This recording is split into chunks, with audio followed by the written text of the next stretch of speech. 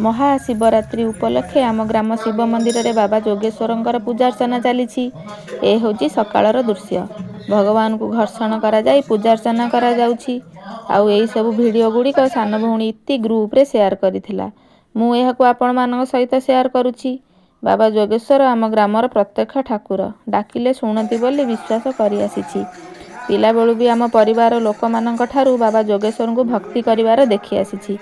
ବିଶେଷ କରି ମୋ ମା ପ୍ରତିଦିନ ଗାଧୋଇ ସାରି ବାବା ଯୋଗେଶ୍ୱରଙ୍କୁ ଦର୍ଶନ କରିସାରିଲା ପରେ ଖାଦ୍ୟ ଖାଇଥାଏ।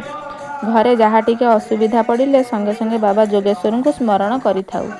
ଏବେ ସନ୍ଧ୍ୟା ହୋଇଗଲାଣି। ମହାଶିବରାତ୍ରି ଉପଲକ୍ଷେ ପୂଜାର୍ଚ୍ଚନା ଚାଲିଛି। ବ୍ରତାଧାରୀମାନେ ମନ୍ଦିର ଚାରିପଟେ ବସି ଦୀପ ଜାଳୁଛନ୍ତି। ଭଜନ କୀର୍ତ୍ତନ ବି ମହା ସମାରୋହରେ ହେଉଛି।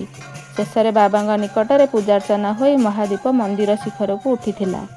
ଆଉ ଏହି ମହାଶିବରାତ୍ରି ପୂଜାରେ ଆମ ଗ୍ରାମର ଲୋକମାନେ ପୁରୁଷ ମହିଳା ପିଲା ଆଦି ସମସ୍ତେ ରହି ମହାଦୀପ ଉଠିବାର ଦୃଶ୍ୟଟିକୁ ଉପଭୋଗ କରିଥିଲେ।